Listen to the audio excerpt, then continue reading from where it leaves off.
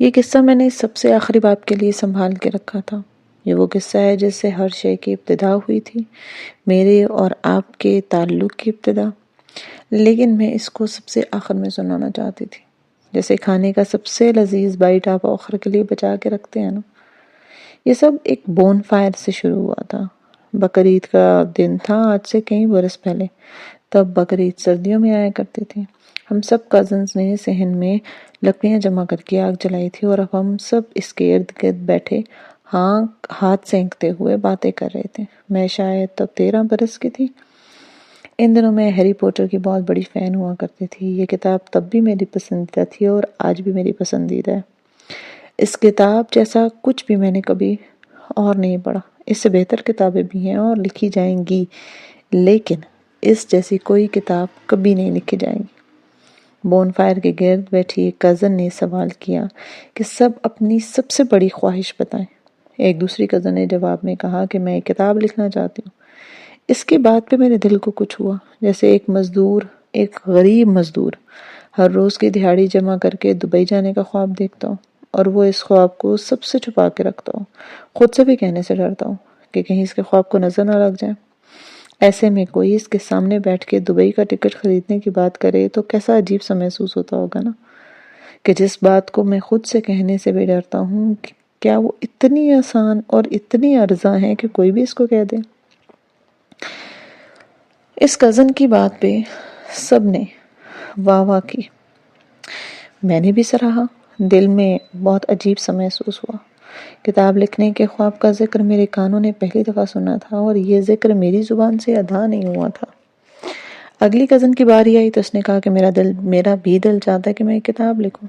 اس دفعہ واہ ذرا کم ہوئی تھی، آئیڈیا باسی محسوس ہو رہا تھا۔ وہ ہوتا ہے نا کہ ایک دوسرے کی نکالی سب شروع کر دیتے ہیں، لیکن مجھے وہ پہلے سے زیادہ وزنی لگا، خوفناک اور بھاری۔ اب کہ میری بار آئی، مجھ سے پوچھا کہ تمہارا سب سے بڑا کیا خواب ہے؟ میں اکثر اس واقعے کو سناتے ہوئے بتاتی ہوں کہ میرا سب سے بڑا خواب اس وقت کیا تھا، لیکن اگر میں یاد کروں اور ٹھیک سے بتاؤں تو میں نے اپنا سب سے بڑا خواب اس وقت کسی کو نہیں بتایا تھا۔ مجھے نہیں یاد کہ میں نے جواب میں کیا کہا تھا، لیکن مجھے یہ یاد ہے کہ میں نے وہ نہیں کہا تھا جو میرا سب سے بڑا خواب تھا۔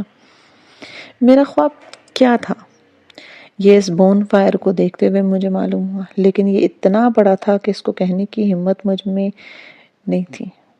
میرا خواب تھا ہیری پوٹر سے موٹی کتاب لکھنا جو ایسے ہی مشہور ہو جیسے ہیری پوٹر مشہور ہوا۔ اور ہاں، اس کا موٹا ہونا ایک شرط ہے جس پہ کسی قسم کا کوئی سمجھوتا نہیں ہوگا۔ ہم سب اس بون فائر سے اٹھ گئے تھے، لیکن میرا دل سب سے زیادہ بھاری تھا، کیونکہ میں اپنا خواب نہیں بیان کر سکی، کیونکہ میرا خواب بہت بھاری تھا۔ خواب بھاری ہوں تو وہ ہمیں ڈراتے ہیں، ہمیں اپنا آپ ان کے مقابلے میں بہت چھوٹا محسوس ہوتا ہے۔ میں کیسے کتاب لکھ سکتی تھی؟ کتاب لکھنا ایک پیچیدہ، ایک طویل عمل ہوتا ہے نا۔ کتاب کیسے لکھی جاتی ہے، اس کو کیسے چھپوایا جاتا ہے، وہ لوگوں تک کیسے پہنچتی ہے، اس میں مجھے کسی شے سے کوئی واقفیت حاصل نہیں تھی، لیکن میں نے جانتی تھی کہ بھلے میرا خواب بھاری ہے، وہ ہے، اور چونکہ وہ ہے سو مجھے کسی بھی طرح اس پہ عمل کرنا ہوگا۔ میں نے اس بون فائر سے پہلے، چند سال پہلے، غالباً 9 برس کی عمر میں اپنی پہلی کہانی لکھی تھی۔ اس میں کسی ملک میں ایک بادشاہ حکومت کرتا تھا، اس کی ایک ملکہ تھی اور ایک بیٹی تھی۔ پھر ایک دن بادشاہ مر گیا، اس کی ملکہ بھی مر گئی اور بیٹی بھی۔ کہانی یہیں ختم ہو گئی۔ میرے بھائی نے پڑھا، وہ بہت ہنسا، مجھے بہت غصہ آیا۔ وہ ہنس کے کہنے لگا کہ ایک دم سب کیسے مر سکتے ہیں؟ میں سب چپ ہو گئی۔ ذرا آج 2020 میں پوچھے میرے بھائی سے، اور اگر میرا بھائی مجھ سے یہی سوال کرے گا نا تو میں بتاؤں گی کہ شاید اس ملک میں بھی کرونا ہی آیا ہوگا۔ خیر، اس بون فائر کے بعد میں نے ایک ناول لکھنا شروع کیا۔ اس سے پہلے میں نے 1-2 دفعہ کہانیاں ہی لکھی تھی جن کا ذکر شاید میں پہلے کر چکی ہوں۔ 8ویں کلاس میں نے باقاعدہ ناول لکھنا شروع کیا۔ یہ ایک انگریزی کا ناول تھا اور اس کا ژانر مرڈر مسٹری تھا، اور اب ٹھیک سے یاد نہیں کہ کوئی جوائنٹ فیملی سسٹم تھی جس کا سربراہ ایک کھڑوسا بوڑھا ہوتا ہے۔ اس کے خاندان میں ایک فرد کو اغوا کے بعد قتل کر دیا گیا۔ مجھے بس اتنا یاد ہے کہ قاتل اصل میں وہی کھڑوس بوڑھا تھا، لیکن کوئی بھی یہ بات جان نہیں سکا۔ اس خاندان کا کوئی فرد اس راز کو نہیں پا سکا، کیونکہ وہ ناول کبھی مکمل ہی نہیں ہوا۔ میں درمیان میں سے بور ہو گئی اور میں نے ایک اور ناول سٹارٹ کر دیا۔ اتنا یاد ہے کہ اس میں 2 لڑکیاں تھیں جیا اور نیہا، ان دونوں لڑکیوں کی زندگی میں بھی کوئی قتل ہو گیا تھا، شاید ان کے یتیم بھائی کا قتل ہوا تھا۔ کس نے کیا وہ کبھی جان نہیں سکی، کیونکہ وہ بھی ناول میں نے مکمل نہیں کیا۔ اس کے بعد میں نے ایک اور ناول لکھنا شروع کیا جو ایک سنہری بالوں والی آرٹسٹ لڑکی تھی۔ اس کے گھر کے قریب ایک پراسرار پولیس پروفیسر آ کے رہائش پذیر ہو جاتا ہے۔ وہ کھڑکی سے اس کو دیکھتا ہے۔ وہ بچی پینٹنگز بناتی ہے جن میں وہ کسی ایک خاص چیز کو بار بار پینٹ کرتی ہے۔ اس پروفیسر کا مقصد اور راز اس بچی کو کبھی معلوم نہیں ہو سکا، کیونکہ وہ بچی کبھی بڑی ہی نہیں ہوئی، وہ ابھی چھوٹی ہی تھی جب نمرا نے اسے بور ہو کے اسے ادھورا چھوڑ دیا تھا۔ جب رائٹر کوئی ناول مکمل کرتا ہے نا تو اس کے کردار ایک اندھے کی خاک بن کے ہوا میں اڑ جاتے ہیں، گویا امر ہو جاتے ہیں۔ وہ مر نہیں جاتے، وہ مکمل ہو جاتے ہیں، ایک سکون میں آ جاتے ہیں۔ لیکن جب کوئی ناول ادھورا چھوڑ دیا جائے درمیان میں تو وہ ایسے ہی ہے جیسے کسی علاقے کا درجہ حرارت ایک دم سے -40 کر دو تو جو جہاں ہے وہیں رک جاتا ہے، برف کا سا بن جائے گا۔ ادھورے ناول کے کردار بھی اپنی زندگی میں برف بنے ہیں، وہیں انہی کاغذوں کے درمیان رک جاتے ہیں، بلکہ جبکہ سانس لیے بغیر مجسموں کی طرح کھڑے رہتے ہیں، کیونکہ رائٹر کے اندر کے جوش کی وہ گرمی نکل چکی ہوتی ہے جو ان کو سانس دے۔ اور ان ادھورے ناولز میں 2 سال مزید گزر گئے، میں 15 سال کی ہو گئی، جب ایک روز میری ایک کلاس فیلو نے کہا کہ وہ ایک ناول لکھنا چاہتی ہے، کیوں نہ ہم مل کے ایک ناول لکھیں۔ مل کے لکھنے والا آئیڈیا میرے لیے بہت دلچسپ تھا، میں فوراً راضی ہو گئی، اور یوں ہم نے اسکول بریک میں ایک ناول مل کے لکھنا شروع کیا۔ پیسے ملا کے نیا رجسٹر خریدا اور ایک کونے میں بیٹھ گئے، پہلا صفحہ کھولا، چند تفصیلات ڈسکس کی۔ ہیرو کا نام کیا ہوگا؟ شاہ رخ یا کوئی ایسے ہی نام تھا؟ وہ بولی نہیں، شاہ زین۔ میں نے کہا اچھا ٹھیک ہے۔ اس نے کہا ہیروئن کا نام؟ میں نے کہا لالا رخ۔ اس نے کہا نہیں فلاں فلاں۔ میں نے کہا نہیں، لالا رخ ہوگا۔ یہ بڑی مشکل سے پہلے دن ہم نے ہیرو اور ہیروئن کے نام، ان کی شکلیں، ان کی ڈگری ڈیسائیڈ کی، کہانی ابھی معلوم نہیں تھی۔ اگلے دن ہم لکھنے بیٹھے تو اس نے کہا کہ وہ دونوں یونیورسٹی پڑھتے ہیں۔ میں نے کہا کل تک تو وہ آفس میں ساتھ کام کرتے تھے۔ اس نے کہا نہیں، وہ یونیورسٹی پڑھتے تھے۔ مجھے بڑا غصہ آیا لیکن میں چپ ہو گئی۔ اور ہاں، گزشتہ روز ہم نے لالا رخ کے بال گھنگریالے ڈیسائیڈ کیے تھے، لیکن آج اس نے کہا کہ اس کے بال سیدھے کر دیتے ہیں۔ میں نے کہا نہیں یار، گھنگریالے ہوں گے۔ اس نے کہا نہیں، سیدھے ہوں گے، اور ساتھ وہ لکھنا شروع ہو گئی۔ میں خود کو بڑی عجیب بے بسی بھرے غصے میں محسوس کرنے، لیکن میری مزید چل ہی نہیں رہی تھی۔ لیکن خیر، ہم نے لکھنے کا آغاز کیا۔ 1 گھنٹے کی بحث یوں نہیں یوں کرو کے بعد ہم نے بالآخر ایک صفحہ اور اس کے اوپر 2 لائنیں ایکسٹرا لکھی۔ مجھے وہ نئے صفحے کی پہلی 2 سطور یاد ہیں۔ ہیروئن کوریڈور میں کوئی کاغذ گرا دیتی ہے غلطی سے، اور ہیرو اس کے پیچھے جاتا ہے اور اس کے کندھے پہ ٹک کر کے کہتا ہے کہ مس، اور یہیں پہ میری اور اس کی لڑائی ہو گئی۔ میرا کہنا تھا کہ ہیرو اس کے کندھے پہ یہ ٹک کیوں کرے گا، اس لفظ کو اردو میں لکھو۔ اس نے کہا نہیں، ناولز کے درمیان جو انگریزی کے حروف ہوتے ہیں ان سے رائٹر پڑھا لکھا لگتا ہے اور لوگ امپریسڈ ہوتے ہیں۔ مجھے اس کی بات پر تب بھی اعتراض تھا اور آج بھی اعتراض ہے۔ مجھے کسی لڑکی کے کاغذ گرنے پہ اعتراض بھی تھا۔ میں نے کہا یہ تو بہت ٹپیکل کہانی ہوگی، لیکن اس کا کہنا تھا کہ ہم نے ٹپیکل ہی کہانی لکھنی ہے، اسی سے وہ اچھی اور شاندار ہوگی۔ مجھے بہرحال اس کا آئیڈیا بالکل پسند نہیں آیا، اور اس روز ہماری محفل برخاست ہونے کے بعد میں نے سوچا کہ میں اس لڑکی کے ساتھ کہانی نہیں لکھ سکتے، بلکہ میں نے اپنی الگ سے کہانی لکھنی شروع کی۔ ایک ایسی کہانی جہاں میں اپنی مرضی کے نام رکھ سکوں، کرداروں کو اپنی مرضی کے مطابق بال دے سکوں، اور جہاں کوئی کسی کے کندھے کو ٹچ نہ کرے۔ میں گھر گئی، کاغذات کا ایک پلندہ نکالا اور میں نے کہانی لکھنی شروع کی۔ مجھے ٹھیک سے یاد نہیں اس کہانی میں کیا ہوا تھا، لیکن وہ کوئی 200 صفحات کی کہانی تھی جو میں نے مہینہ بھر لگا کے لکھی تھی۔ لیکن جب میں اس کا اینڈ لکھنے لگی تو ایک دم میرے ذہن میں پہ بوجھ بننے لگا۔ مجھے ٹھیک سے یاد نہیں کہ ہوا کیا تھا، لیکن میری کسی سے لڑائی ہوئی تھی اور میں اپسٹ تھی۔ ایسے میں اپنے کمرے میں آئی اور کاغذات کے اس پلندے کو سوچا میں کیا کروں، میں کس فضول کام میں لگی ہوں، میری کہانی میرے علاوہ کوئی نہیں پڑھے گا، میں کیوں اس کہانی کو لکھ رہی ہوں۔ میں چولہے کے پاس گئی اور زمین پہ رکھا گیس والا چولہا تھا، میں نے اسے جلایا اور اس میں ایک ایک کر کے کاغذ ڈالا۔ مجھے اس کہانی کو جلا دینا چاہیے کیونکہ مجھے اپنی پڑھائی کرنی ہے، مجھے ڈاکٹر بننا ہے، مجھے دوسرے کام کرنے ہیں، اور یہ میں کن کاموں میں خود کو تھکا رہی ہوں۔ یوں ایک ایک کر کے وہ سارے کاغذات جل گئے، ایک دوسرے پہ رکھے کاغذ سیاہ کیک کی صورت میں خستہ ہو گئے۔ اس دن مجھے لگا کہ میں نے اپنے ایک خواب کو جلا دیا۔ مجھے نہیں یاد میں نے وہ کیوں کیا تھا، لیکن میں کسی وجہ سے اپسٹ تھی، اور میرا پہلا ری ایکشن اپنے خواب سے دستبرداری تھا، جیسے میں نے خود کو اس قابل سمجھا ہی نہیں کہ میں زندگی میں کچھ کر پاؤں گی، کچھ مختلف۔ نہیں، مجھے وہی کرنا ہے جو ہر ایک لڑکی کرتی ہے، FSC۔ مجھے ڈاکٹر بننا تھا، اسی راستے پہ چلنا تھا جس پہ سب چل رہے ہیں، گھوڑوں کسی کی ریس کی طرح۔ یہ چند دن بعد کا واقعہ ہے، یا شاید چند ہفتے بعد کا۔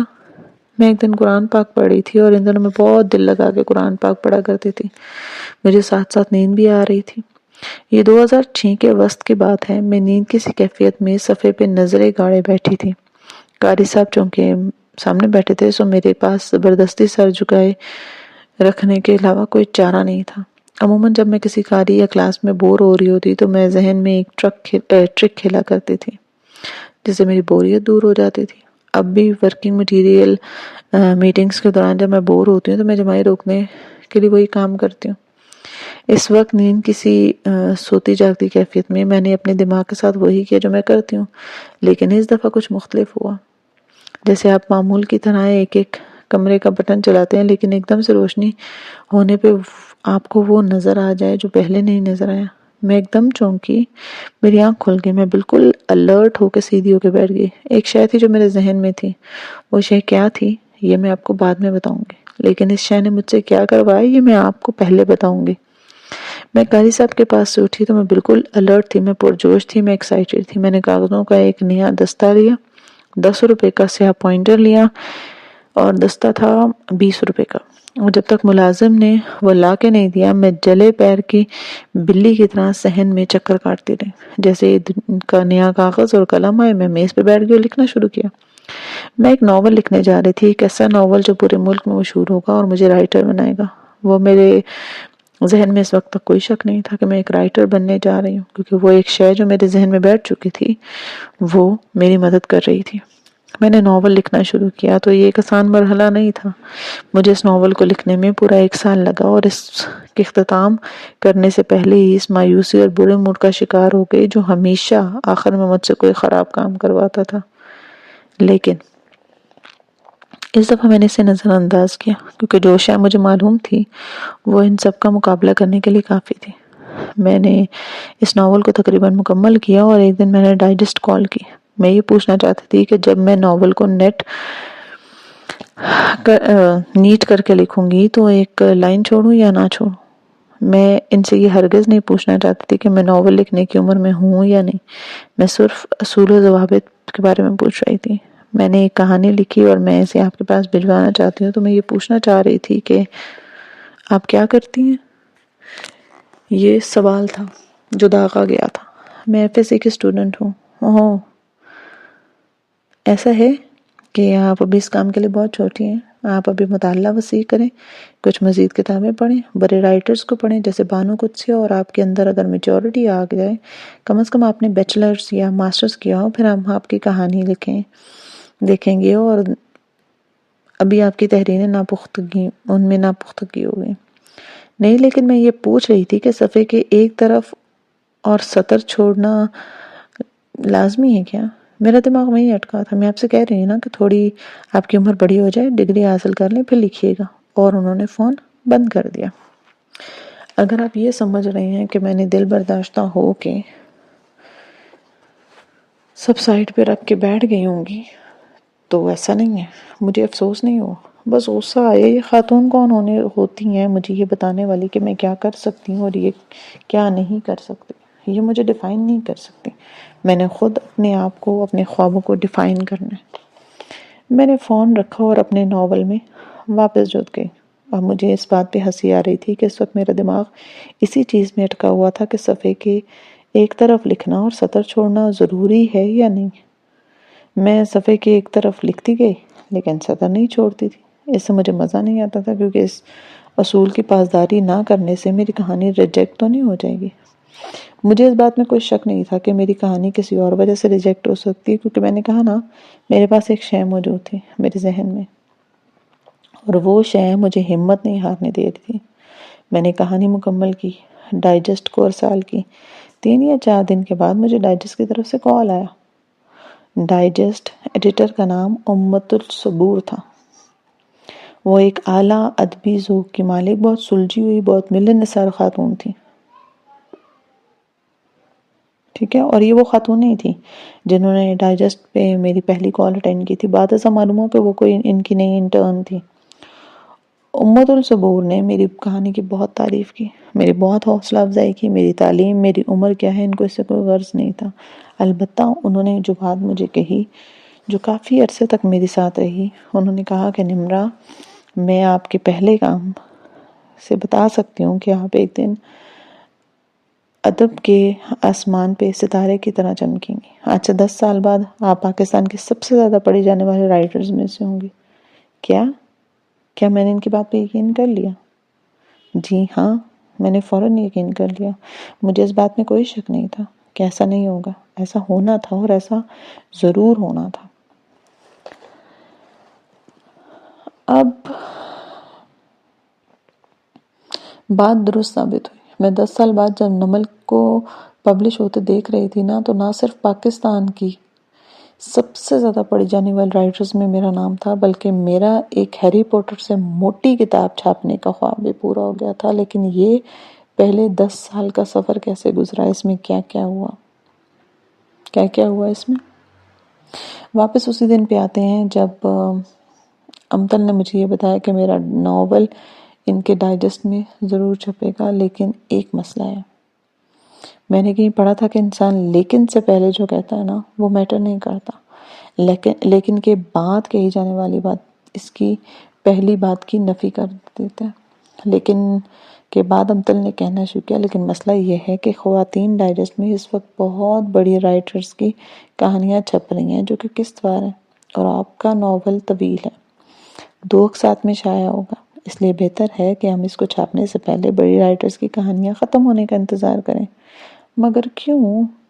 کیونکہ ان کی کہانیاں آپ کی کہانی کو آؤٹ شائن کر دیں گی۔ آپ ایک نئی رائٹر ہے نا، آپ کی کہانی کو جگہ بنانے کے لیے وقت درکار ہوگا۔ ان کی بات درست تھی۔ وہ ڈائجسٹ چلا رہی تھیں، ایک نام تھا خواتین ڈائجسٹ کا، جو کہ بہت پرانا اور مستند ڈائجسٹ تھا۔ دوسرا ان کا سسٹر ڈائجسٹ شوا تھا، وہ قدر نیا تھا، اور اس میں ناپختہ کہانیاں بھی شائع کر دی جاتی تھی۔ البتہ خواتین کا معیار اعلیٰ اصول کے مطابق امتل ہمیشہ کاربند رہتی تھی۔ خواتین ڈائجسٹ اس کا پہلا عشق تھا، اور وہ چاہتی تھی کہ میری کہانی خواتین میں ہی چھپے۔ مجھے صرف کہانی کے شائع ہونے سے غرض تھا۔ دونوں ڈائجسٹ میرے لیے برابر تھے، مجھے ان دونوں میں کوئی خاص فرق نظر نہیں آتا تھا۔ سو میں انتظار کرنے لگی، 1 ماہ، 2 ماہ۔ میں ہر ماہ ڈائجسٹ کھولتی اس امید سے کہ اس بار میری کہانی چھپی ہوگی، شاید میری کہانی رائٹرز کی کہانیوں کی آخری قسط چھپی ہوگی، لیکن ایسا نہیں تھا۔ کہانیوں پہ کہانیاں چھپتی رہیں، قسطوں پہ قسطیں، مگر میری کہانی نہیں چھپی۔ میں 2 مہینے میں ایک دفعہ فون کر کے امتل سے پوچھ لیتی کہ کیا میری کہانی اگلے ماہ آئے گی۔ وہ کہتی کہ دیکھتے ہیں، شاید گنجائش نکلے۔ وہ خلوص نیت سے چاہتی تھی کہ میری کہانی خواتین میں ہی آئے، کیونکہ اس کا معیار بہت بہتر تھا۔ لیکن ہر دفعہ ڈائجسٹ کھولنے کے بعد میرا دل مرجھا جاتا۔ میں ہر ماہ ان کو فون نہیں کرنا چاہتی تھی، میری عزت نفس متاثر ہوتی تھی۔ 5 ماہ گزر گئے تو میں نے ایک دن امتل کو فون کیا۔ آج میں قدرے خفا تھی۔ میں نے کہا، آخر میری کہانی کب چھپے گی؟ انہوں نے کہا کہ خواتین میں ابھی بھی ایک بڑی رائٹر کی کہانی کی 3-4 اقساط رہتی ہیں، تو شعاع میں لگا دینا، ایک ہی بات ہے۔ امتل کے لیے یہ ایک بات نہیں تھی نا، لیکن انہوں نے کہا کہ تم اگر چاہتی ہو کہ میں اگلے میں ہی شعاع میں لگا دیتی ہوں، لیکن اگر تم انتظار کر سکو تو 2-3 ماہ انتظار کر لو۔ لیکن میری یہ منطق تھی کہ ہاتھ کا پرندہ جاڑی کے اور وہ ان دیکھے پرندوں سے بہتر ہوتا۔ میں نے کہا، آپ بس شعاع میں لگا دیں۔ انہوں نے کہا، یہ تو کوئی مسئلہ ہی نہیں ہے، اور یوں میری کہانی شعاع میں لگی۔ وہ پسند بھی کی گئی۔ ریڈرز نے ایک نئی رائٹر کو دریافت کرنا شروع کیا۔ میرے اوپر تنقید بھی کی گئی۔ میرے کام میں بہت سے انگریزی رائٹرز کے کام کی جھلک تھی۔ یہ تنقید کچھ غلط نہیں تھی۔ جب آپ لکھنا شروع کرتے ہیں تو آپ کے اولین کام میں ہر رائٹر کے کام کی جھلک ہوتی ہے جو اس کو پسند ہوتا ہے۔ اسٹیفن کنگ نے اپنی پہلی کہانی جب لکھی تھی تو وہ کسی اور کی کہانی کی حرف بہ حرف نقل تھی۔ آپ کو چند کہانیاں درکار ہوتی ہیں اپنا قلم کھولنے کے لیے، پھر آپ اپنا سٹائل خود دریافت کرتے ہیں۔ میں نے اس دوران 2 ایسی کہانیاں لکھی جو امتل نے ریجیکٹ کر دی۔ ان کا یہ اچھی نہیں ہے اور ان سے آپ کا نام خراب ہوگا۔ کیا میں نے ہمت ہار دی؟ نہیں، مجھے زیادہ فرق نہیں پڑا کیونکہ وہ شے نا میرے دماغ میں تھی، بس وہ شے مجھے ہمت دے رہی تھی۔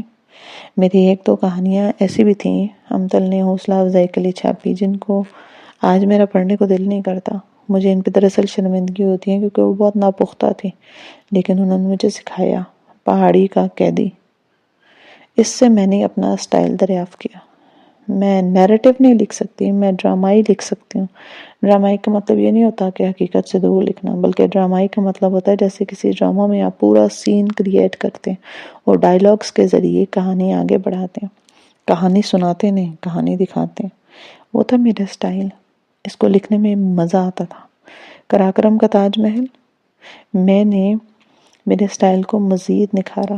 میں نے وہ ناول بڑے پیار سے لکھا، اس لیے بڑی محنت کی، بہت لوگوں کا انٹرویو کیا، یعنی خوب مزہ آیا مجھے۔ اس سب کے باوجود بھی میں ابھی کتاب کی مالک نہیں تھی۔ میرے کسی ناول کو ڈائجسٹ نے کتاب کے لیے نہیں لیا کیونکہ کتاب ایک بہت بڑی انویسٹمنٹ ہوتی ہے جو سوچ سمجھ کے کی جاتی ہے۔ قراقرم کا تاج محل میں نے ایک نئی پبلشنگ ہاؤس کو کتاب کے لیے دیا جنہوں نے اس کو چھاپنے میں بہت دیر لگا دی۔ اس میں ان کا بھی قصور نہیں تھا، وہ ایک نیا ادارہ تھا، ان کو قدم جمانے میں وقت لگتا تھا۔ غلطی میری تھی نا، لیکن میں ٹین ایجر تھی، میں زیادہ لوگوں کو جانتی نہیں تھی۔ خیر، اس کتاب کو چھپنے میں کوئی 1.5 سال لگا ہوگا۔ جب وہ چھپ کے آئی تو وہ بالکل بھی پیاری نہیں تھی، لیکن پھر بھی وہ مجھے عزیز تھی کیونکہ وہ میری پہلی کتاب تھی۔ قراقرم کو لکھنے کے بعد جہاں ریڈرز نے اس کو پذیرائی دی، وہاں ایک اور طبقے نے جنم لیا جس میں نمرہ احمد میں اس کو ہیٹ کلب کہتی ہوں، چونکہ میں انمول کو دل میں قلم ڈال کے رکھ رہی ہوں، اس لیے میں یہ صاف بات لکھوں گی۔ اس نفرت سے بھرے کلب کے پیچھے رائٹرز ہی تھی، وہ رائٹرز جو ایک نئی چھوٹی رائٹر کی کامیابی سے انسیکیور تھی، حالانکہ وہ مجھ سے کہیں زیادہ کامیاب تھیں، اور انہوں نے اس گروہ کو بڑھانا شروع کیا اور یہ بڑا تکلیف دہ عمل تھا۔ لیکن یہ لوگ میری ہر کتاب، ہر کہانی کو کسی نہ کسی انگریزی کتاب سے ملاتے جو میں نے پڑھی بھی نہیں ہوتی تھی، اور ایسے امکانہ کنارے ملاتے تھے نا کہ حد نہیں۔ اگر میں کوہ پیمائی پہ کتاب لکھ رہی ہوں تو بھی یہ ایک نیا ژانر ہے، اس میں ہزاروں کتابیں لکھی گئی ہیں، لیکن وہ کسی ایک کتاب کو پکڑ کے دکھائیں تو صحیح۔ نمرہ نے یہاں سے چرایا ہے، نمرہ کی کتاب میں چائے کے کپ کا ذکر ہے تو بس اس چائے کے کپ کا ذکر تو فلاں رائٹر، انگریزی رائٹر نے بھی کیا تھا، دیکھا نمرہ نے اس کا کام چرا لیا۔ ان لوگوں نے میری مینٹل ہیلتھ کو بہت متاثر کیا۔ ان لوگوں کے پیچھے جو رائٹرز ان کو جرأت دے رہی تھیں، وہ ادبی محفلوں میں بیٹھ کے میرے بارے میں ایسی ہی باتیں کرتی تھی کہ آپ کو کہیں نہ کہیں سے خبر مل جاتی تھی، مجھے بھی مل جاتے تھے۔ میرا افسوس اور بڑھ گیا۔ قراقرم کے 1 سال تک میں نے ان کی تنقید کی وجہ سے کچھ لکھا ہی نہیں، لیکن پھر میں نے ہمت دوبارہ کی۔ میں نے یہ جان لیا کہ یہ لوگ اسی طرح کرتے رہیں گے تاکہ میں لکھنا چھوڑ دوں۔ ان دنوں کسی نے مجھے ایک بات بتائی، جس کی کھینچی لکیر کو بغیر کاٹے چھوٹا کیسے کیا جا سکتا ہے؟ اس لکیر کو مٹایا نہیں جا سکتا، اس کے ساتھ لمبی لمبی لکیریں اور کھینچ دی جاتی ہیں تو وہ خود بخود چھوٹی ہو جاتی ہے۔ مجھے ان سازشوں، ان نفرتوں کا جواب دینے کی ضرورت نہیں تھی، مجھے خود کو ان کاموں میں الجھانے کی ضرورت نہیں تھی، مجھے ایک لمبی لکیر کھینچنی تھی اور میں نے ایسے ہی کیا۔ میں نے بیلی راجپوتہ لکھی اور اس کی تنقید کی پرواہ چھوڑ دی۔ میں نے اس شے کو دوبارہ یاد کیا جو مجھے ہمیشہ ہمت دلاتی تھی، اور اس ایک شے نے مجھے اس ڈارک فیس سے نکالا۔ جب میں الہدیٰ میں گئی تو میری ایک کلاس فیلو اکثر قراقرم کی باتیں کیا کرتی تھی۔ وہ کہتی تھی کہ اس ناول کو پڑھ کے میرا دل چاہتا ہے کہ میں بھی کوہ پیما بنوں۔ یہ وہی تھی جس نے میرے رائٹر ہونے کا سن کے بعد میں مجھ بڑا غصہ کیا تھا۔ میں جب اس کی باتیں سنتی تو سوچ میں پڑ جاتی یہ بات میرے کتنے ہی ریڈرز کہتے ہوں گے، لیکن قرآن پڑھنے کے بعد یہ بات مجھے زیادہ چوٹ لگنے لگی۔ میں ایک دن بیٹھ کے سوچ رہی تھی کہ قراقرم کا تاج محل لکھنے میں مجھے 8 ماہ لگے۔ میں نے 8 ماہ تک اتنی محنت کی، اتنا ریسرچ کیا، اتنے شوق سے ناول لکھا، لیکن اس کے بعد اتنی ریاضت کے بعد اگر مجھے یہی سننے کو مل رہا ہے کہ لوگ اس کو پڑھ کے کسی پہاڑ پہ جانا چاہتے ہیں تو نمرہ، زندگی میں تم نے کیا ہی کمایا ہے؟ نہیں، کوہ پیمائی اچھی چیز ہے، اللہ کی زمین کا سفر اچھی چیز ہے، لیکن مجھے میرے اتنے ماہ کی محنت کا بس یہی نتیجہ ملا ہے کہ میں لوگوں کو کوہ پیمائی کی ترغیب دے رہی ہوں۔ میں نے کیا کمایا؟ مجھے ایک بات معلوم تھی، رؤف خالد جنہوں نے انگار وادی اور لاگ جیسے ڈرامے لکھے، اس وقت وہ زندہ تھے۔ ایک دفعہ میری ان سے بات بھی ہوئی تھی۔ انہوں نے مجھے کہا کہ تمہارا اصل ہنر اسکرپٹ کی طرح ڈرامائی انداز میں لکھنا اور تمہاری طاقت چیزوں کو خوبصورت بنا کے پیش کرنا ہے۔ قرآن پڑھنے کے بعد میں نے سوچا کہ میں اپنی اصلی صلاحیت کا درست استعمال کرتی ہوں۔ قرآن کی ایک آیت نے مجھے بہت زیادہ الجھن میں ڈالا، سوچنے پہ مجبور کیا۔ ہر چیز سمندر کے جھاگ کی طرح بہہ گئی، سوائے اس کے کہ جو لوگوں کو نفع دے رہے ہیں، صرف وہ باقی رہ گئی۔ میں سوچنے لگی کہ میں ایسا کچھ لکھ سکتی ہوں جو لوگوں کو نفع دے۔ الہدیٰ کے دورانیے میں ایک کہانی میری مریم لکھنے جا رہی تھی، لیکن میں نے اس کہانی کو بور ہونے کے باعث ان کاغذوں میں ہی منجمد چھوڑ دیا۔ ایسے میں ایک ناول سلطنت کو میں نے ادھورا چھوڑ دیا۔ ہر ناول مکمل نہیں کیا جا سکتا، ہر کہانی لکھنے کے قابل نہیں ہوتی۔ جب کہانی ایک دفعہ دل سے اتر جائے نا تو اس کو دوبارہ نہیں لکھا جا سکتا۔ کہانی ایک ہنڈیا کی طرح ہے، جلد اتار لو تو کچی رہ جاتی ہے، دیر لگا دو تو جل جاتی ہے۔ اور تب میں نے مصحف لکھنا شروع کیا، اور میں اس کو قسط وار لکھتی تھی۔ قسط لکھنے سے میں باؤنڈ ہو جاتی تھی۔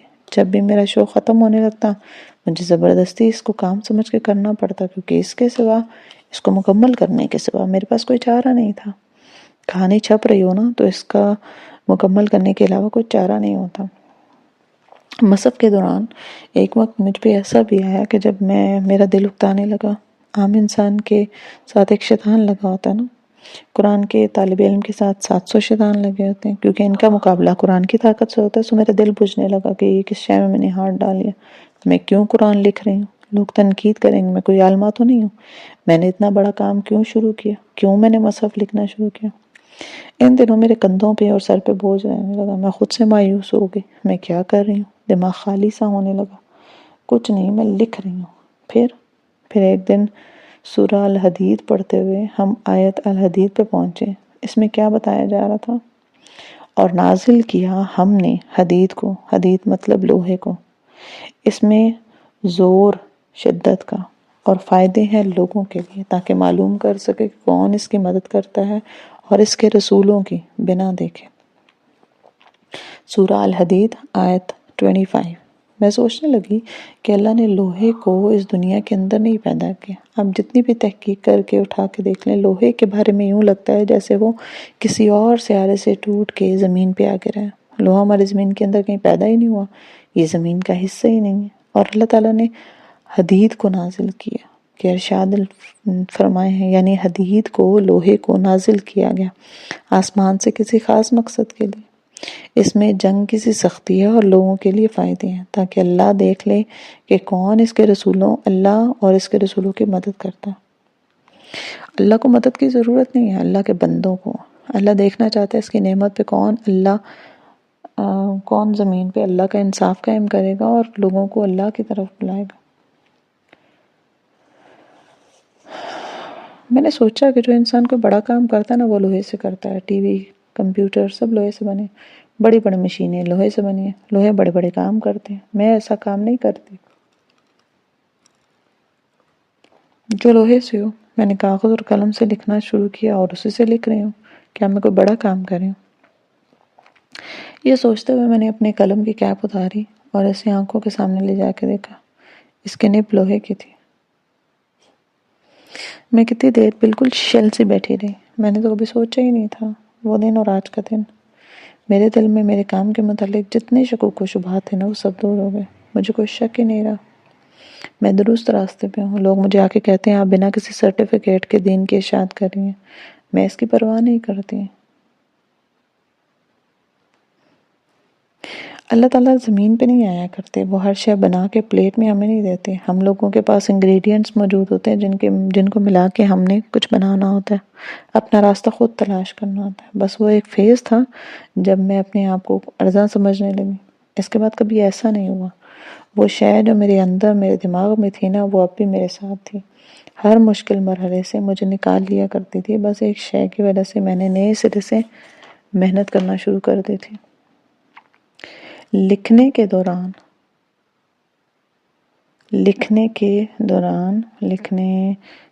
14 14 برس آسان نہیں تھے۔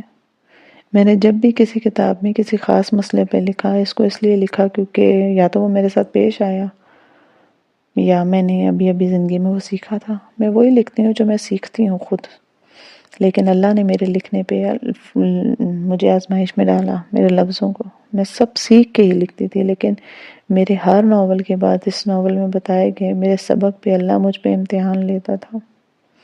آپ اتنی بڑی بڑی باتیں لکھ ڈالیں اور آپ زمانے آزمائے بھی نہ جائیں، ایسے تو ہو نہیں سکتا۔ مجھے 2 طرح کی تنقید نے ہمیشہ ہرٹ کیا۔ ایک وہ جب لوگ میرے کام کو چوری شدہ کہتے تھے، اور یہ وہی لوگ تھے جو اس جنرا کے 1-2 انگریزی ناول پڑھے لکھے۔ اسی طرح ایک تو ڈرامے دیکھے ہوں یا فلمیں دیکھے ہوں۔ میرے پاس ان کی ہر بات کا جواب ہوتا تھا، لیکن میں نے یہ سیکھا کہ ایسی باتوں پہ خاموشی بہتر ہے۔ اس کے بعد کیا ہوا؟ جب آپ کسی پہ الزام لگاتے ہیں نا، تو جو اس کے اندر نہ ہو نا، وہ اس سے ترک کر چکا ہوتا ہے، تو مرنے سے پہلے آپ اس کام میں ضرور خود مبتلا ہوتے ہیں۔ جانتے ہیں انہوں نے کیا کیا؟ انہوں نے میرے فیس بک کو کانٹینٹ کو نقل کرنا شروع کیا۔ میں نے جب زنجبیل بک سٹور لانچ کیا تھا، تو جس طرح کی مارکیٹنگ کیمپین میں نے چلائی اور جو انعامی آفرز اور کوئزز میں نے رکھے، کیا آپ یقین کریں گے کہ ان لوگوں نے اپنے پیجز پہ وہی کام کاپی کرنا شروع کر دیا؟ کم از کم دن تو بدل دیتے، ہفتے کا دن ہی رکھا۔ اچھا وقت بدل دیتے؟ نہیں، وقت بھی وہی رکھا۔ ایک ایک چیز ہماری کاپی شدہ تھی، اور میں آج تک حیران ہوں کہ ایسے لوگ خود کو آئینے میں دیکھ کیسے لیتے ہیں، خود سے نظریں کیسے ملاتے ہوں گے۔ میرے اوپر اتنے سال تک آپ کیچڑ اچھالتے رہے، جب آپ کو نیا آئیڈیا چاہیے تھا تو آپ نے میرا ہی آئیڈیا کاپی کرنا شروع کر دیا۔ مجھے احساس ہوا کہ میں کتنی بے وقوف تھی کہ میں ان لوگوں کی پرواہ کرتی تھی۔ یہ تو میرے ہی کام کو کاپی کر رہے ہیں اور مجھے ان کا اپروول چاہیے تھا۔ اس واقعے کے بعد میرے دل نے ان کی پرواہ پوری طرح سے ختم کر دی۔ دوسری تنقید جو مجھے بری لگتی تھی وہ تھی جب لوگ کہتے تھے کہ آپ دین کی اشاعت کیوں کرتی ہیں۔ میں ایک زمانے میں اس کی وضاحت دیا کرتی تھی، اب یہ کہتی ہوں کہ یہ 2020 ہے، ہر انسان کو آزادی رائے کا حق حاصل، میں اپنا حق استعمال کرتی ہوں۔ جتنی محنت آپ لوگ مجھے کینسل کرنے میں لگا رہے ہیں، اتنی محنت آپ لوگوں کے خلاف ان لوگوں کے خلاف لگائیں جو برائی پیدا کر رہے ہیں۔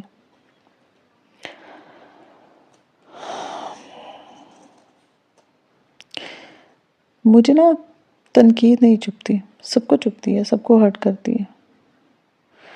ایسا نہیں ہے کہ مجھے نہیں چبھتی، بس میں کوشش کرتی ہوں کہ اگر کسی کی بات نے میرا دن آج کا دن خراب کیا ہے نا، تو آج بھلے میں سارا دن برے موڈ میں رہوں، اگلی صبح جب میں اٹھوں گی تو میں اس بات کو پیچھے چھوڑ دوں۔ ہر روز ایک نیا دن ہو، نئے دن کو پرانے دن کی باتوں سے خراب نہیں کرنا چاہیے، لیکن میں اس چیز میں کامیاب ہوتی ہوں کہ نہیں؟ کبھی ہوتی ہوں، کبھی نہیں۔ ہم سب کمزور انسان ہیں نا، کیا کریں؟ لیکن جو میرے دن میں، میرے ذہن میں پہلے دن بیٹھی تھی نا بات، جس نے مجھ سے اتنے سال محنت کروائی، کامیابی کا کوئی شارٹ کٹ نہیں ہے، کامیابی جلدی نہیں ملتی، اس لیے ہر روز آپ کو کئی گھنٹے کام کرنا پڑتا ہے۔ اگر آپ ایک ہفتے میں 60 سے 70 گھنٹے کام نہیں کرتے تو I'm sorry، آپ کامیاب انسان نہیں ہیں۔ کامیابی کے لیے صبح اٹھنا پڑتا ہے، اپنے ٹائم کو مینج کرنا پڑتا ہے۔ میں جب بھی سست پڑتی ہوں، مجھ سے کام نہیں ہوتا، میں اول روز والی بات یاد کرتی ہوں، اور وہ شے میرے ذہن میں کسی امر بیل کی طرح چپکی ہوئی ہے، وہ ہمیشہ مجھے ہمت دے کے محنت کرواتی ہے۔ میں نے بہت سے رائٹرز کو کہتے ہوئے سنا ہے کہ ہم ایک دفعہ کے لکھے کو دوبارہ دیکھتے تک نہیں ہیں، ویسے ہی اشاعت کے لیے دے دیتے ہیں۔ یہ بات ادبی حلقوں میں بہت غرور سے کہی جاتی ہے، بٹ میرا تو پہلی دفعہ کا لکھا ہوا مینوسکرپٹ خود میرے دوبارہ پڑھنے کے قابل نہیں ہوتا۔ وہ اتنا ناپختہ، اتنا کچا ہوتا ہے، اس کو کم از کم دوبارہ لکھنا پڑتا ہے۔ میں کہانی کو 2 دفعہ ڈرافٹ کرتی ہوں اور پھر پیچھے سے اسے دوبارہ پڑھ کے اس کی ایڈیٹنگ کرتی ہوں، نوک پلک سنوارتی ہوں۔ میں تب تک کام کو پرنٹنگ میں نہیں دیتی جب تک میں خود اس سے مطمئن نہ ہو جاؤں۔ اس لیے میں نئے رائٹرز کو کہنا چاہوں گی کہ ان مغرورانہ باتوں کو نہ سنا کریں، نہ ان پہ دھیان دیا کریں۔ اچھا رائٹر خود کو غلطیوں سے پاک نہیں سمجھتا، ہم سب سمجھتے ہیں ہمارا کام پرفیکٹ نہیں ہو سکتا، ہم نے کم از کم اپنے کام کو ری رائٹ ضرور کرنا ہے۔ مجھے کبھی اپنے کام کو دوبارہ امپروو کرنے میں سستی آنے لگے تو میں اس شے کو سوچتی ہوں اور میری سستی ہوا ہو جاتی ہے۔ میں آپ کو یہ کہانی کیوں سنا رہی ہوں؟ کیونکہ مجھے لکھنے کے سفر میں نقادوں نے بھی مسئلے کیے اور کچھ اپنوں نے بھی، لیکن امت الصبور سے لے کے علم و عرفان پبلشر کے گل فراز صاحب تک مجھے اعلیٰ اور اچھے اقدار کے لوگ بھی ملے۔ امتل نے مجھے رائٹر بننے اور میرے کام کو امپروو کرنے میں مدد دی۔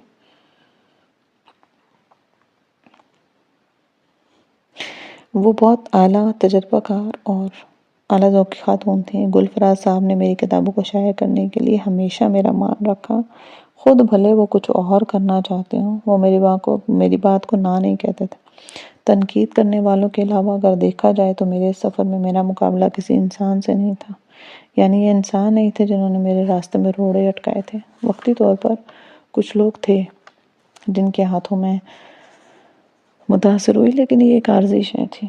اس پورے سفر میں اگر میرا مقابلہ کسی اور سے تھا، وہ جو میرے راستے کی سب سے بڑی رکاوٹ تھی وہ میں خود تھی۔ مجھے اپنے ہی ذہن سے لڑنا تھا، میرا مقابلہ خود سے تھا۔ مجھے خود کو صبح اٹھ کے زبردستی کام کی میز پہ لانا تھا۔ جب سب گھر والے مہمانوں کی محفل انجوائے کرتے، مجھے اکیلے کمرے میں بیٹھ کے لکھنا پڑتا تھا۔ مجھے بعض اوقات کافی شاپس میں 7 گھنٹے لگاتار بیٹھ کے لکھنا تھا، اور ان 7 گھنٹوں میں صرف اسپریسو کے 2 شاٹ پیتی تھی۔ میری اماں جب بیمار تھی تو ان کے ساتھ ICU کی کرسی پہ بیٹھ کے میں خود کو کام کرواتی تھی۔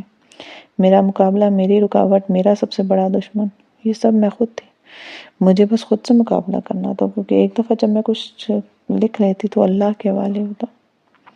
میں کوشش کر کے نتیجہ اللہ پہ چھوڑ دیتی اور پہلے سے زیادہ محنت کرتی۔ کامیابی یا ناکامی وہی دیتا ہے، وہ قبول کر لے یا معاف کر دے، میرے کام کے عیوب چھپا لے، وہ لوگوں کی نظر میں اس کو خوبصورت بنا دے، بس اور کیا چاہیے؟ وہ شے کیا تھی جو مجھے کامیابی کی طرف لے گئی؟ راستے میں جتنی بھی چیزیں آئیں، جتنے مسئلے آئے، اس ایک شے نے مجھے ہمت دلائی۔ میں یہی بتانے کے لیے آپ کو کہانی سنانے جا رہی تھی، کیونکہ اگر میری طرح آپ بھی کوئی خواب دیکھ رہے ہیں تو وہ تب تک پورا نہیں ہوگا۔ آپ اس کے لیے تب محنت کریں گے نا جب آپ ایک شے کو اپنے ذہن میں بٹھا لیں۔ وہ ایک شے کیا تھی؟ آج سے کئی برس پہلے پیچھے جائیں، میں 12 پڑھ رہی تھی، میری آنکھیں سوئی جاگتی کیفیت میں تھی۔ میں نے قاری صاحب کے چھٹی کر کے رخصت ہونے کا انتظار کیا۔ ایسے میں میرا دل سپارے پہ دھیان دینے کا نہیں چاہ رہا تھا۔ میں اپنے ناولز کے بارے میں سوچنے لگی جو میں نے لکھا ہی نہیں تھا۔ میں نے سوچا کہ میں اسے لکھ کے کیا کہیں چھپوا پاؤں گی یا نہیں، کیا کوئی چھاپے گا، کیا مجھے اس کو چھپوانا چاہیے۔ مجھے اس وقت صرف لکھنے میں دلچسپی تھی، چھپانے کا تو میں نے سوچا ہی نہیں تھا۔ تب میرے ذہن میں ایک خیال آیا۔ میں نے آنکھیں بند کی اور میں نے سوچا، جی ہاں، میں نے سوچا۔ اپنے ذہن میں بہت سے لوگوں کی طرح ایک ٹرک کھیلتی تھی۔ میں خود کو کسی اور جگہ تصور کرتی تھی اور اس تصور سے میری بوریت ختم ہو جاتی۔ میں نے اس وقت بھی ایک تصور بننا شروع کیا۔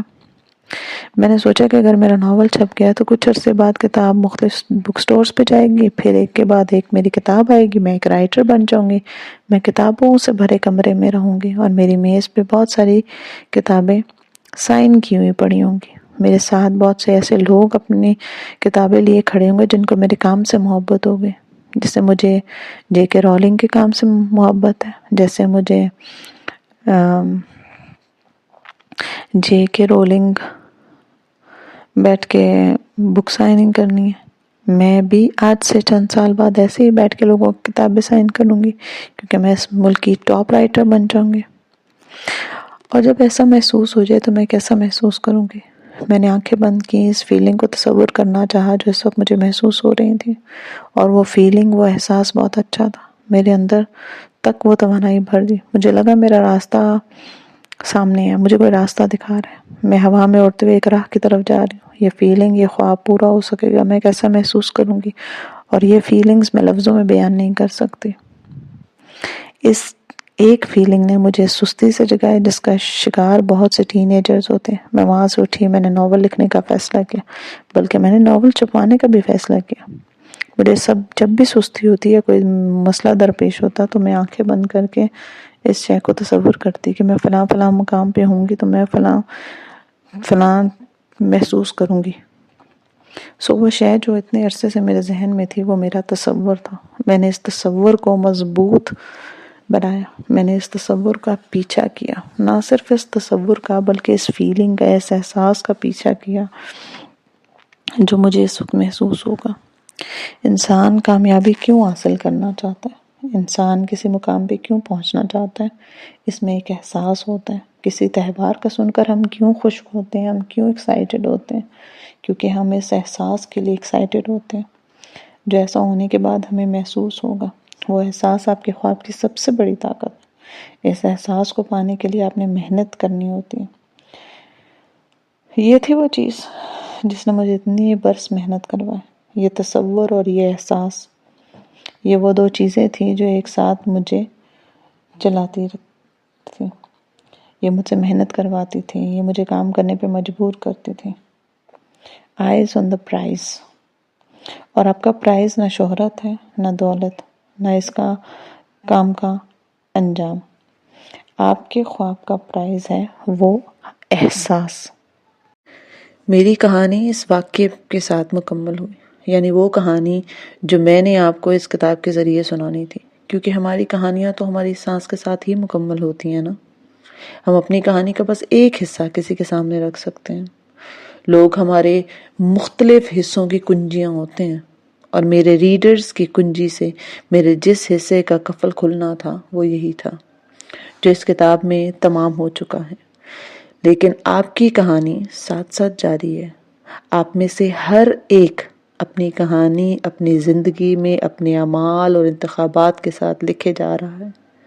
اس کتاب کا مقصد آپ کو آپ کی ذات سے ملوانا، خود سے باخبر کرنا، اپنی ذات کے بند کمرے کھولنا، ہر کمرے میں جھانکنا، ہر کمرے میں لگے جالے صاف کرنا اور کچھ کی کھڑکیاں، اور یوں آپ کے اندر مزید روشنی داخل ہوگی.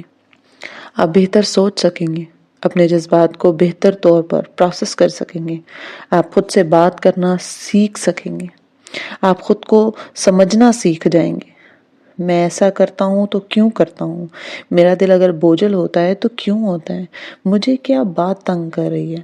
اپنے جذبات کو مینج کرنا سیکھنے کا نام ہی سیلف ہیلپ ہے. اور اس کتاب کا مقصد آپ کو اسی راستے پر چلانا تھا. میں آپ کو اس راستے کی طرف صرف مائل کر سکتی تھی. اس پہ آپ نے خود قدم رکھنا ہے، ایک کے بعد ایک قدم خود اٹھانا ہے. اور وہ پنکھ جو ہوا میں اڑتا ہے نا، آپ کو آگے لے جاتا جائے گا. وہ پنکھ آپ کے خواب کا تصور ہے. اس کو آپ چھو نہیں سکتے، لیکن وہی آپ کو آگے بڑھنے کی ہمت دے گا. آپ کا بھی کوئی خواب ہوگا، وہ بہت عام سا خواب بھی ہو سکتا ہے، جیسے 10 کلو وزن کم کرنا، یا وہ بہت خاص خواب بھی ہو سکتے ہیں جیسے ایک بہت بڑا بزنس چلانا. خواب جو بھی ہو، اس کو پورا کرنے کے لیے محنت کرنی ہوتی ہے. لیکن محنت سے پہلے، ہر چیز سے پہلے، خواب دیکھنا اور اس کو محسوس کرنا ضروری ہوتا ہے. اب جب بات ہو خوابوں کی، مقاصد کی، گولز کی، تو ان کو بھی ایسے ہی دیکھنا چاہیے جیسے سوتے میں انسان خواب دیکھتا ہے. آپ نے صرف خواب دیکھنے کی عادت ڈالنی ہے. آنکھیں بند کر کے، کسی خاموش کمرے میں بیٹھ کے، تنہائی میں آنکھیں بند کر کے، اور اپنے اس خواب کو تصور میں لائیں جو آپ پورا کرنا چاہتے ہیں، چاہے وہ چھوٹا سا ہی کیوں ہے اور آپ کو اس پہ شرمندگی ہو، چاہے وہ اتنا بڑا ہو کہ آپ کو اس سے خوف محسوس ہو. خواب کو دیکھیں، اس کو سوچیں، اور پھر اس کو تصور کریں. اس وقت کو تصور کریں جب آپ اپنے خواب کو پورا کر لیں گے. اگر وزن کم کرنا خواب ہے تو خود کو کپڑوں میں سلم سے اچھے سے تیار ہوتا تصور کریں. اگر بزنس چلانا خواب ہے تو خود کو شیشوں سے بنی عمارتوں کے کوریڈور میں چلتے ہوئے دیکھیں. آپ کو اپنے خواب کو تصور میں لانا ہوگا اور اس احساس کو محسوس کرنا ہوگا جو آپ کو اس خواب کی تکمیل کے وقت ہوگا. اپنے خوابوں کو امیجن کرنا سیکھیں، اپنے خوابوں کو فیل کرنا سیکھیں. اپنے خوابوں کو اپنی زبانوں سے اپنے کانوں میں اتنی دفعہ اونڈے لیں کہ وہ آپ کے ذہن میں بیٹھ جائیں. پھر کوئی آپ کے خواب آپ سے چرا نہیں سکتا، کوئی آپ کو چھوٹا یا کمتر محسوس کروا نہیں سکے گا. آپ کا خواب آپ کو وہاں لے جائے گا جہاں آپ جانا چاہتے ہیں. ہر وہ چیز جو آپ کرنا چاہتے ہیں وہ سستی اور خوف کے دوسرے پار موجود ہے. اب نہیں تو کب؟ اب آپ نہیں تو کون؟ میں نے 14 برس پہلے ایک خواب دیکھا تھا، پچھلے 14 برس میں نے اس خواب کی تکمیل میں صرف کیا۔ آج سے 3 برس پہلے میں نے ایک اور خواب دیکھنا شروع کیا۔ یہ کسی بزنس، کسی پروڈکٹ، کسی کاروبار کا خواب نہیں ہے، یہ ایک اور خواب ہے، ایک نیا، ایک اچھوتا خواب۔ ابھی یہ مجھے ڈرا رہا ہے، یہ کہہ رہا ہے کہ تم نہیں کر سکتی۔ میرے پاس اس کو کرنے کے لیے کوئی وقت نہیں ہے، نہ وسائل ہیں، نہ مجھے یہ معلوم ہے کہ کون میری مدد کرے گا، میں اس کو کیسے مکمل کروں گی۔ یہ کئی سال پہ مبنی ایک طویل پروسیس ہوگا اور اس میں جگہ جگہ ناکامی کا سامنا ہوگا۔ مجھے اس کے لیے صبح پہلے سے جلدی اٹھنا ہوگا، مجھے پہلے سے زیادہ محنت کرنی ہوگی۔ کچھ عرصے تک میں کوئی نیا اردو ناول بھی نہیں لکھ پاؤں گی، شاید، کیونکہ مجھے اپنے نئے خواب کو وقت دینا ہے، توانائی دینی ہے، اپنا دل، اپنا خون دینا۔ لیکن مجھے کیا معلوم میں اسے پورا کر پاؤں گی۔ اگر زندگی رہی تو ہاں، میں اسے ضرور مکمل کروں گی۔ اللہ نے چاہا تو وہ ایک دن ضرور مکمل ہوگا۔ میں نے اسے تصور کر لیا ہے اور میرا یہ تصور مجھے آگے لے جائے گا۔ مجھے نہیں معلوم یہ خواب مکمل کرنے کے لیے مجھے کون سے سینکڑوں کام کرنے پڑیں گے، لیکن مجھے بس اتنا معلوم ہے کہ مجھے پہلا کام کیا کرنا ہے، مجھے شروع کہاں سے کرنا ہے۔ اور آج اس کتاب کو مکمل کر رہے ہیں تو آپ نے اپنے اس نئے خواب کے سفر پر نکل جائیں گے۔ خوابوں کو وقت سے پہلے نہیں بتاتے ورنہ وہ پورے نہیں ہوتے ہیں، ان کو کسی راز کی طرح سینے میں چھپا کے رکھتے ہیں۔ آپ کی کامیابی دنیا کو ان کے پورے ہونے کا خبر دیتی ہے۔ میری خواہش ہے کہ میں آپ کو اپنے اس خواب کی کامیابی کی خبر کبھی سنا سکوں گی۔ اگر زندگی رہی، اگر اللہ نے چاہا، اگر ساری دنیا نے مل کے میرے حق میں سازش کی، اگر میں اتنی محنت کر سکی جتنی مجھے کرنی ہے، تو میرا نیا خواب بھی ضرور مکمل ہوگا۔ کب، کیسے، مجھے نہیں معلوم، بس اتنا معلوم ہے کہ اس کے پورے ہونے سے شاید میری ساری زندگی ہی الٹ جائے۔ لیکن شمس تبریزی کہتے ہیں نا، تمہیں کیا معلوم ہے انسان کہ تمہاری زندگی الٹ جانے کے بعد پہلے سے زیادہ خوبصورت نہیں ہو جائے گی۔ ملتے ہیں کسی نئے ناول کے ساتھ، تب تک اپنا خیال رکھیے، اپنی دعاؤں میں یاد رکھیے۔ ناول اچھا لگا ہو تو چینل کو سبسکرائب کریں۔ اللہ حافظ۔